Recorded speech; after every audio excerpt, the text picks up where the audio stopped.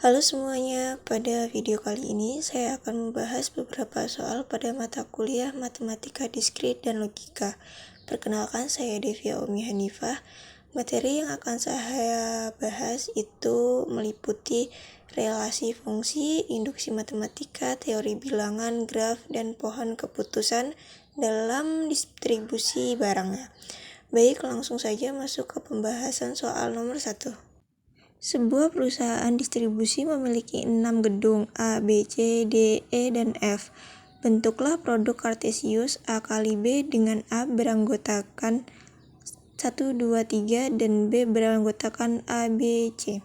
Diketahui himpunan A berisi angka 1, 2, dan 3, sedangkan himpunan B berisi huruf A, B, dan C. Kita diminta untuk menentukan produk kartesius A kali B. Baik, langsung saja kita jawab. Kita tulis terlebih dahulu rumus produk kartesiusnya. Produk kartesius adalah sebuah pasangan perurutan dengan anggota pertama berasal dari himpunan A dan anggota kedua berasal dari himpunan B.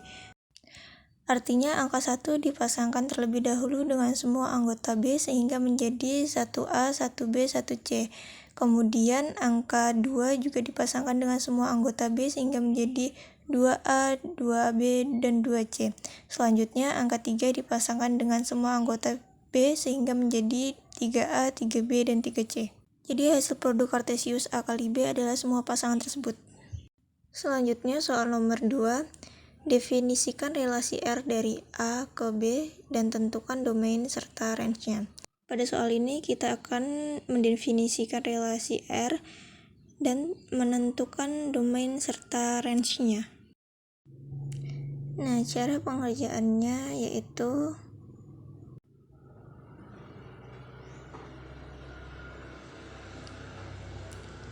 kita misalkan definisi relasi R-nya itu R sama dengan himpunan yang terdiri atas pasangan berurutan yaitu 1A, 2B, dan 3C. Relasi di sini merupakan hubungan antara anggota himpunan A dengan anggota himpunan B. Selanjutnya untuk domain adalah semua anggota yang berada di posisi pertama pada pasangan berurutan. Sedangkan untuk range adalah semua anggota yang berada di posisi kedua. Karena pasangan pertamanya adalah 1, 2, dan 3, maka domainnya adalah 1, 2, 3. Kemudian karena pasangan keduanya adalah A, B, dan C, maka range-nya adalah A, B, dan C. Soal nomor 2 sudah selesai karena sudah diketahui nih jawabannya. Kita lanjut ke soal nomor 3. Di sini ada fungsi f(x) sama dengan 2x plus 3 dan gx sama dengan x kuadrat min 1. Bagian A, tentukan komposisi fungsi f lingkaran g dari x. Jawab.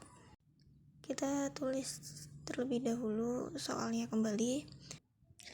Karena bentuknya f lingkaran G, maka fungsi G dikerjakan terlebih dahulu. Kemudian hasilnya dimasukkan ke fungsi f. Jadi saya mengganti x pada fungsi G dengan Gx. Sehingga diperoleh hasil tersebut. Hasil tersebut itu sama dengan f dalam kurung x kuadrat min 1. Kemudian saya substitusikan ke rumus fungsi f yaitu 2 dalam kurung x kuadrat min 1 tutup kurung plus 3. Selanjutnya saya kalikan angka 2 ke dalam kurung sehingga menjadi 2x kuadrat min 2 plus 3. Terakhir saya jumlahkan min 2 dan plus 3 sehingga hasil akhirnya adalah 2x kuadrat plus 1. Selanjutnya bagian B, tentukan komposisi fungsi G lingkaran f dari x. Karena bentuknya G lingkaran f, maka fungsi G dikerjakan lebih dulu. Jadi saya masukkan Jadi saya masukkan 2x plus 3 ke dalam fungsi G menjadi G dalam kurung 2x plus 3. Kemudian kita masukkan fungsi G-nya, yaitu x kuadrat min 1 hingga menjadi seperti itu. Lanjut, saya kembangkan bentuk kuadrat tersebut. Hasil dari 2x plus 3 kuadrat adalah 12x plus 9. Lalu diturunkan min 1-nya. Lanjut langkah yang terakhir. 9 akan dikurangi 1 hingga menjadi hasil 4x kuadrat plus 12x plus 8. Bagian C yaitu menentukan inverse fungsi. Langkah pertama saya mengganti fx menjadi y, sehingga diperoleh y sama dengan 2x plus 3. Kemudian saya akan mencari nilai x. X-nya saya pindah ruas sehingga menjadi 2y sama dengan x min 3. Dari sini hasilnya akan menjadi y sama dengan x min 3 bagi 2. Jadi hasilnya adalah f kuadrat min 1 dalam kurung x sama dengan x min 3 bagi 2. Untuk nomor 3 sudah terjawab semuanya. Lanjut ke nomor 4. Di sini adalah pembuktian induksi matematika. Langsung jawab saja. Tahap pertama adalah basis induksi. Saya mengambil n sama dengan 1. Ruas kiri itu kan bernilai. Ruas kiri menjadi 1, sedangkan ruas kanan adalah 1 dikali 1 ditambah 1 dibagi 2 hingga menghasilkan 1. Itu caranya tinggal masukin ruas kiri itu kan ada n dalam kurung n plus 1. Nah, itu n-nya diubah menjadi 1.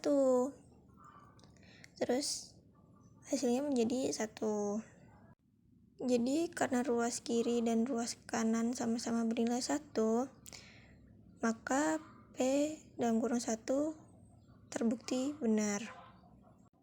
Selanjutnya saya mengasumsikan bahwa rumus tersebut benar untuk n. Nah, langkah di sini bernama langkah induksi ya. Jadi, asumsi ini disebut hipotesis induksi. Selanjutnya, saya akan membuktikan bahwa rumus Pi dalam kurung n plus 1 juga benar. Untuk hasilnya menjadi seperti ini.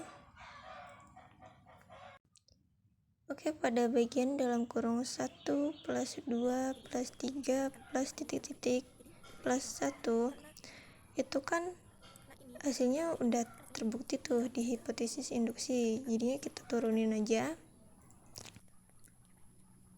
Oke, terlihat di sini bahwasanya hasil dari yang saya coret itu sama, maka P dalam kurung n plus 1 dinyatakan benar, jadi telah terbukti ya untuk soal nomor 4 ini. Kemudian nomor 5, gunakan algoritma Euclidean untuk mencari PBB dari 256 benar dan 198. 252 dibagi 198 hasil baginya 1 dan sisanya 54. Kemudian 198 dibagi 54 hasil baginya itu 3 dan sisanya 36. Selanjutnya 54 dibagi 36 hasil baginya 1 dan sisanya 18. Terakhir 36 dibagi 18 sisanya menjadi 0.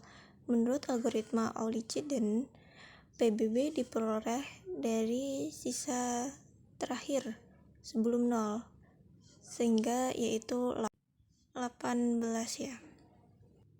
Kita kasih keterangan, jadi PBB dalam kurung 252,198 adalah 18.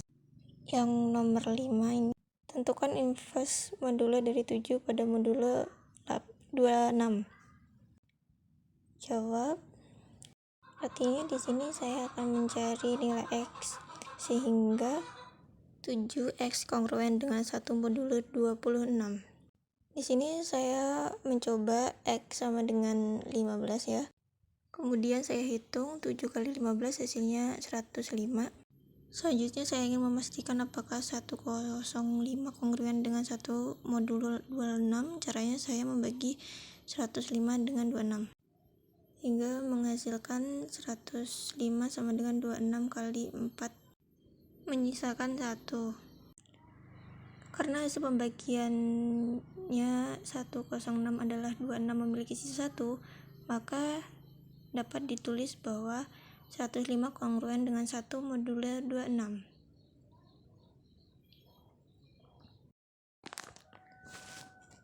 Oke, jadi inverse modulo dari 7 pada modulo 26 adalah 15. Oke, untuk nomor 6 sudah diketahui jawabannya. Kita akan lanjut ke nomor 7. Di sini kita disuruh memodelkan jaringan distribusi sebagai graf dan tentukan lintasan terpendek dari A ke F ya. Oke, berarti kita di sini akan membuat graf jaringan distribusinya. Bisa dilihat pada layar bahwa di sini itu AB jaraknya 4, AC itu jaraknya 3, BD 5, BE 6, CE 2, DF 3, EF 4. Nah, karena di sini kita disuruh untuk menentukan lintasan terpendek dari A ke F, maka saya akan menghitung beberapa jalur. Jalur pertama itu A, B, D, F, jaraknya 4 plus 5 plus 3 hingga menghasilkan 12 km. Untuk bagian kedua A, B, E, F, jaraknya itu 4 plus 6 plus 4, hasilnya 14 km. Jalur ketiga itu A, C, E, F, jaraknya 3 plus 2 plus 4, hasilnya 9 km. Karena 9 km itu jarak yang paling kecil, maka ACEF adalah lintasan terpendek dari A ke EF. Nah, nomor 3, buat pohon keputusan untuk menentukan gudang tujuan berdasarkan kapasitas dan jaraknya. Nah, langsung saja jawab. Di sini saya sudah membuat pohon keputusannya. Proses dimulai dari pertanyaan, apakah kapasitas gedung penuh? Jika jawabannya, maka dipilih gedung lain. Jika jawabannya tidak, maka diperiksa lagi apakah jaraknya kurang dari atau sama dengan 10 km. Jika ya, maka barang dikirim ke gudang tersebut. Namun jika tidak, maka dipilih gedung dengan kapasitas yang lebih besar. Dengan pohon keputusan ini, proses memilih gedung menjadi lebih sistematis karena setiap kondisi memiliki keputusan yang jelas. Oke, untuk soal terakhir nomor 9, analisis manfaat penggunaan graf dan pohon dalam optimasi distribusi barang. Berdasarkan hasil yang diperoleh, penggunaan graf membantu menentukan jalur distribusi dengan jarak paling pendek sehingga dapat menghemat waktu dan biaya pengiriman. Sedangkan pohon keputusan membantu memilih gedung tujuan berdasarkan kapasitas dan jarak secara sistematis. Keduanya meningkatkan efisiensi pengiriman, mengurangi biaya operasional, dan mempercepat proses distribusi barang. Oke, sekian pembahasan kali ini.